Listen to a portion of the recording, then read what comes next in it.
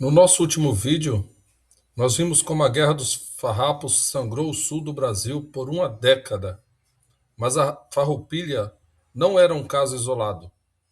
Em 1840, o Brasil parecia um castelo de cartas prestes a desmoronar. Cabanagem no Pará, Sabinada na Bahia, Balaiada no Maranhão. A sensação generalizada na época era de que o projeto de um Brasil unificado tinha fracassado. O país estava prestes a se fragmentar em 5 ou 6 repúblicas diferentes, exatamente como aconteceu com a América Espanhola. A solução encontrada pelos políticos da época para salvar o país da destruição foi algo que hoje nos parece completamente surreal. Entregar o controle de uma nação continental em plena guerra civil nas mãos de um adolescente de 14 anos de idade. E para fazer isso, eles precisaram violar a própria Constituição do país. Neste vídeo, nós vamos abrir os bastidores do chamado golpe da maioridade. Você vai entender que, longe de ser um conto de fadas ou um clamor puramente patriótico, a subida de Dom Pedro II ao trono foi uma jogada política fria, calculada e extremamente pragmática. Se você quer entender como o Brasil não se dividiu em vários países, fica comigo até o final. Para entender o ano de 1840, nós precisamos dar um breve passo atrás.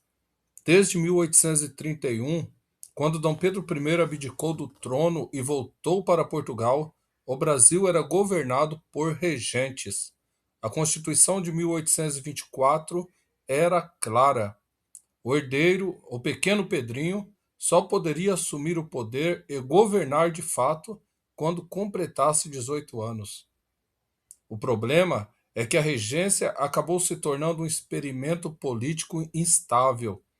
Sem a figura central do imperador, que funcionava como uma espécie de árbitro da política nacional, as elites das províncias começaram a disputar o poder de armas na mão.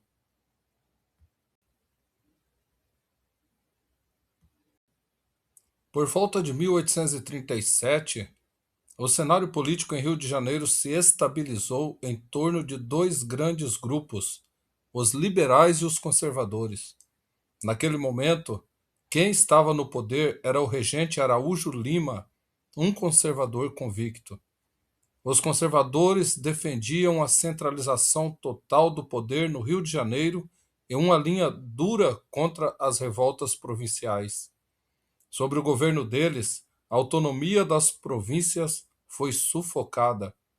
E foi justamente essa opressão centralizadora que fez a oposição liberal perceber que precisava de uma estratégia radical para retomar o poder. E a estratégia atendia pelo nome de Pedro de Alcântara. Aqui entra a grande ironia que a história muitas vezes nos apresenta e que nem sempre os livros didáticos explicam com clareza. Historicamente, os liberais eram os defensores da descentralização, da autonomia das províncias e de um poder real mais limitado. Mas no início de 1840, eles mudaram completamente de discurso. Liderados por figuras como Antônio Carlos de Andrada, os liberais perceberam que a única forma de derrubar o governo conservador de Araújo Lima era antecipar a maioridade do jovem príncipe. Não se tratava de uma paixão cega pelo monarca, mas sim do pragmatismo político. A lógica era simples. Se os liberais liderassem o movimento para colocar o jovem imperador no trono, o imperador, por gratidão, entregaria os primeiros ministérios e cargos de poder para os próprios liberais.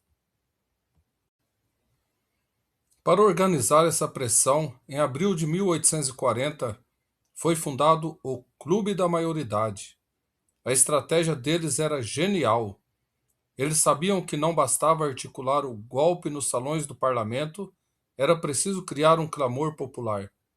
Eles começaram a inundar a imprensa com panfletos, poesias e discursos que pintavam o jovem Dom Pedro II como a única salvação possível para o caos do país. A população, cansada de anos de guerra civil e crise econômica, comprou a ideia. A maioridade do príncipe deixou de ser uma manobra política e passou a ser vista como um desejo da nação. E o dia do confronto decisivo no parlamento estava chegando. Mas como convencer um garoto de 14 anos a assumir o destino de um império em chamas? E como os políticos conseguiram rasgar a Constituição sem sofrerem uma resistência armada? É o que nós vamos ver na segunda metade desse vídeo, onde vamos direto para o dia 23 de julho de 1840, o dia do famoso Quero Já. Chegamos a julho de 1840. A pressão nas ruas e na imprensa estava insustentável. O regente Bernardo de Araújo Lima e os conservadores tentavam ganhar tempo de todas as formas, adiando os debates na Assembleia Geral. Mas a estratégia dos liberais foi mais rápida. No dia 22 de julho, uma comissão liderada por Antônio Carlos de Andrada foi diretamente ao Palácio de São Cristóvão conversar com o jovem Pedro de Alcântara. Naquele momento, ele, apenas um órfão de 14 anos e 7 meses, que passara a infância isolado, estudando exaustivamente para um dia governar. Esse dia, porém, havia sido antecipado pelos interesses políticos. Os parlamentares foram diretos. Perguntaram ao jovem se ele desejava esperar até os 18 anos ou se aceitaria assumir o império imediatamente. A resposta do rapaz entrou para a história em duas palavras que selaram o destino do Brasil: quero já. No dia seguinte, 23 de julho de 1840, o parlamento estava cercado por uma multidão entusiasmada. Diante da Assembleia Geral, sem que os conservadores pudessem esboçar qualquer reação armada ou jurídica, Dom Pedro II prestou juramento à Constituição. O artigo 121, que exigia a maioridade de 18 anos, foi solenemente ignorado. O golpe da maioridade estava consolidado. Como o plano havia sido arquitetado pelos liberais, a recompensa veio imediatamente.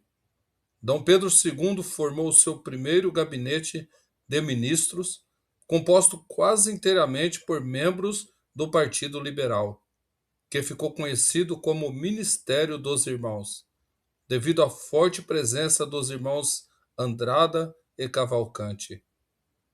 Mas se você acha que os liberais governaram em paz a partir dali, a engrenagem da política imperial vai te surpreender.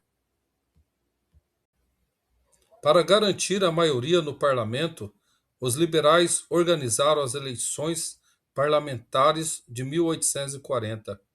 O pleito ficou conhecido como as eleições do cacete, por conta da violência generalizada, fraudes e espancamentos promovidos pelos liberais para garantir a vitória. O escândalo foi tão grande que o jovem Dom Pedro II, demonstrando que não seria um fantoche nas mãos de ninguém, usou seu poder moderador menos de um ano depois, em 1841, para dissolver a Câmara dos Deputados e demitir o Ministério Liberal. Ele convocou os conservadores de volta ao poder. O feitiço dos liberais havia virado contra o feiticeiro. Mas afinal, qual foi o real saldo do golpe da maioridade para o Brasil? Embora tenha sido uma flagrante violação da lei, o golpe cumpriu o papel pragmático que as elites desejavam. Ele trouxe a estabilidade que o país tanto precisava. A figura do imperador funcionou como um manto sagrado de neutralidade acima das brigas partidárias. A partir de 1840, a máquina de propaganda do império começou a trabalhar para transformar aquele adolescente magro e tímido no pai da pátria, o pacificador que uniu a nação. Nos anos seguintes, as revoltas restantes, incluindo a própria Farroupilha em 1845, foram sendo pacificadas, ora pela força, ora pela negociação política. O golpe da maioridade inaugurou o segundo reinado, o período político mais longo e estável da história do Brasil independente, que duraria quase meio século. Ele nos mostra que a nossa história política muitas vezes é moldada por acordos de bastidores e soluções improvisadas para evitar crises maiores. E você, acha que o golpe da maioridade foi um mal necessário para salvar o Brasil da fragmentação ou uma manobra que enfraqueceu as instituições logo no início do país? Deixe a sua opinião aqui nos comentários. Vamos debater com respeito e base histórica. Se você gostou desse vídeo e quer continuar acompanhando essa jornada pelo segundo reinado, não se esqueça de deixar o like, se inscrever no canal e ativar as notificações. Até o próximo vídeo.